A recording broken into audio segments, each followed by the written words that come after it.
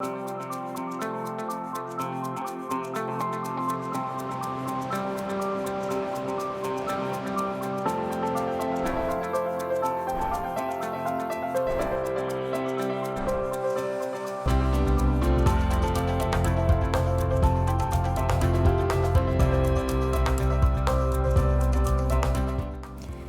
afternoon and thanks for joining us. I'm Judy Simpson. The public library is a special place. Many of us have fond memories of our library visits when we were younger. As we've gotten older, we understand that libraries are not only places to learn and explore, but that they serve as a focal point of our communities. This week is National Library Week, and here on Across the Fence, we continue a decades-long tradition by celebrating Vermont's 183 public libraries and all that they have to offer.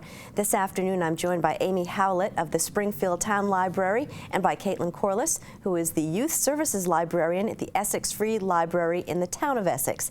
Thank you both for coming in. Now, Amy, you've been with the Vermont Department of Libraries for decades, and you've just taken a new job in Springfield. Tell us a little bit about that. Oh, gosh. Well, briefly, I'm the new director, and I'm following a wonderful director, Russ Moore, and really looking forward to getting back to public library service. I've loved being with the Department of Libraries, but I miss being able to pick books and work with people directly. So thanks for the shout out to Springfield. Sure. Now, Amy and Caitlin are each going to review several books, and at the end of their reviews, they'll tell you how you can get a free copy of the recommended book list. We're going to start with some books for pre-readers and young readers and progress into recommendations for adult readers. So, Caitlin, you're up first with the first book. Okay, I'm going to discuss The Princess and the Pony, and this is by Kate Beaton. And in the children's pony. Yeah, in the children's room, I'm often asked for books about princesses and ponies, and this is a great combination of the two. It's really funny. It's about Princess Pinecone, who wants to be a warrior princess, but in order to be a true warrior princess, she needs a warrior horse. So she asks for one for her birthday, but unfortunately, instead of getting a big, strong, brave horse, she gets a short, chubby little pony who occasionally passes gas. So it's really silly. Kids will be laughing, but it's also a really wonderful story about friendship, and yeah, it'll have kids and adults laughing. Well, it is a reality. Yeah. Yeah. What have you got coming up next? So this is Chalk, and I love this book. It's Bill Thompson, who both did the pictures and the story. And the story is pretty basic. It's raining out. 3 kids are walking in the park, and they see one of those little whirly things that you sit on. There's a spring and a little plastic dinosaur, and hanging from the dinosaur's mouth is a bag of chalk. And when they pick up the chalk and start to draw, they find out that it's magic. So the first thing they draw is the sun, and the sun comes out.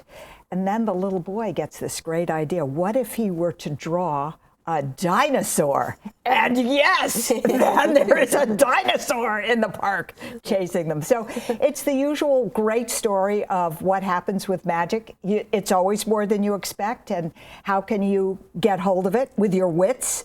Obviously, but I love that the illustrations are so clear-cut and realistic. I mean, we know that dinosaurs are big, scary animals that aren't around, but what if they were? So that's really exciting. And I like that the 3 kids are normal, regular kids, but you can have the fun of trying something different. Parents will also adore that it is a wordless picture book. So this is a book that your pre-reader can tell you the story of, and that's great practice for reading. Excellent. So Chalk by Bill Thompson, remember that title.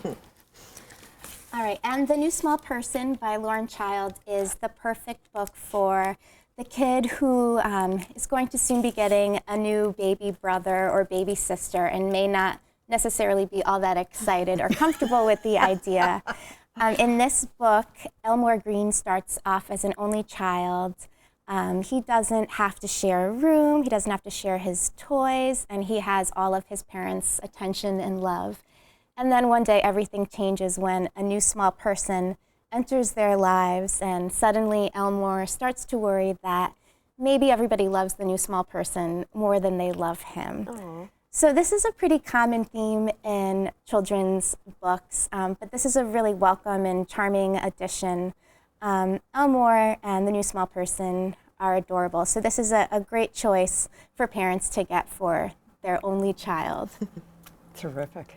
Yeah. So I brought Finding Winnie, which just won the National Caldecott Award for Best Children's Illustrations. Finding Winnie is based on a true story, and Winnie, I know you're all thinking Winnie the Pooh, and you're absolutely right about that. But the story begins in Canada, where a young vet buys a bear for $20 before he takes the train to go over and fight World War I. And after the war, the bear, named Winnie, ends up at the London Zoo, and there she is visited by A.A. Milne and his son Christopher. So yes, Winnie the bear born in Canada becomes Winnie the Pooh in A.A. Milne's stories. Beautiful illustrations by Sophie Blackall. Delightful text, very carefully told, very appropriate for children by Lindsay Maddock. And another visit to introduce people to how Winnie the Pooh actually came about. So a wonderful addition to literature. Excellent. I also have Unusual Chickens for the Exceptional Poultry Farmer. It's such a mouthful to get it out. It's one of the new DCF books, Dorothy Canfield Fisher books, so the 30 titles that are chosen every year for elementary school-age children to read in preparation for the vote next year.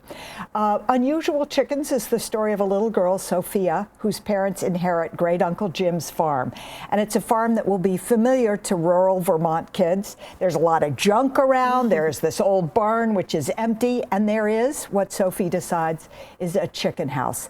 And she sees out of the corner of her eye an unusual chicken who belongs in that chicken house. So it's the story of her letters to her great Uncle Jim and her grandmother, Abuelita, who's passed on. Both of them are dead, but she writes to them and gets advice on how to raise chickens. So a charming story told in chapters for beginning readers in elementary school. And you can remember the name, Unusual Chickens. Yeah, it's easy to remember. Really cute book. I have here The Marvels by Brian Selznick. And Brian Selznick is the author and illustrator of Wonderstruck and The Invention of Hugo Cabret. And when I started this book, I wondered how it would compare to those books because I loved those two books so much. And it really does compare. It's another masterpiece. The book's comprised of 2 standalone stories, and one is told entirely in illustrations, and the second story is told all in words. And we start off in 1766 with a really action-packed scene of a shipwreck and a boy named Billy Marvel, who's the lone survivor. And then in the second story, we jump forward to 1990, and we follow a boy named Joseph, who has just run away from his boarding school, and he's off to London to seek refuge with his estranged uncle, and he wants to uncover some mysterious family secrets. So the book is part mystery, part adventure. As I was reading it, I thought it's almost unfair that somebody could be so talented with illustrations and with I love his pencil drawings. They're so detailed. Yeah, he is so talented. So don't be intimidated by the size of the book. Yes, not at all. Kids will feel actually really good about it because the first part you can just really breeze through it. Although, I mean, with the illustrations, it does take a lot of thinking. So it's just reading in different ways. And interesting. It's really wonderful. I like that. So you're going to do Lost in the Sun, I also have too? Lost in the Sun, yep. And this was one of my favorite middle grade books of the year. This is by Lisa Graff. And this is also on the new Dorothy Canfield Fisher Book Award list. And it's about a boy named Trent who is just about to enter the 6th grade, and he's having the worst year of his life. He was just recently in a freak hockey accident, and he's trying to deal with the aftermath of that. And he's also struggling in school, he's struggling in his home life, and he used to love sports, and now even the thought of sports really makes him anxious. So this sounds like a really sad and serious book, right. But it's also really, really funny, and it's really touching. And though it's aimed for middle grade readers, I think that there is a piece of us all that will be able to, somehow relate to this book, and I think it'd really make a good intergenerational read. Oh, what a nice idea. And remind me, what are the middle grades? Is that like 6, 7, 8? So like upper elementary and middle school. Yeah, great. So the next book I have to talk about is Euphoria by Lily King, and I don't have it. It's too popular. It's always out. It's been out for a year or so. It's a very slender volume, and it is fiction, but it's written about that fascinating love triangle. Margaret Mead, her husband, and Gregory Bateson, another anthropologist. So it's set in New Guinea. It's the dawn of anthropology. So a lot of this story is about the tools that people use to try and understand another culture. Margaret Mead is best known for Coming of Age in Samoa, which actually came out in 1928. This book is set in 1933. So it's after that emergence, but it's really about the things that happen between three people, far, far away. I love the book. It sent me back to the library to look for a biography of Margaret Mead. And of course, there's been tons and tons written about her. And also, I have to admit, onto Wikipedia to see what they had to say about Gregory Bateson and how he continued in his life. So I really recommend Euphoria. Not a long read, but so much fun. Just terrific. Great, good. And We're All Made of Molecules is a young adult novel by Susan Nielsen. And it's about two teenagers, Stuart and Ashley, who have absolutely nothing in common. Stuart is a brainiac who loves science and isn't really all that concerned with being cool. And Ashley's the most popular girl in school. And being cool is really the only thing that she cares about. So their lives do not intersect at all until Ashley's mom and Stuart's dad start a relationship and end up moving in together. Oh boy. So suddenly Stuart and Ashley find themselves living under the same roof, and neither one of them is all that happy about it.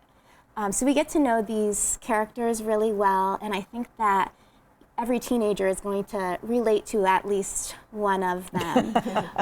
There are a lot of tough issues in it. A lot of the kids both face some heavier issues, but these heavier issues really are balanced out with a lot of warmth and humor. And I'm recommending this book to teenagers who like realistic fiction. Great. Yeah. So I don't know if you're reviewing realistic fiction. I guess I'm reviewing unrealistic fiction. So this is Dreaming Spies, and it's the latest in a series by Laurie King about the fictional relationship between Sherlock Holmes and his American wife, Mary Russell. People who aren't familiar with the series can jump in with Dreaming Spies. I love that it's set in the 20s.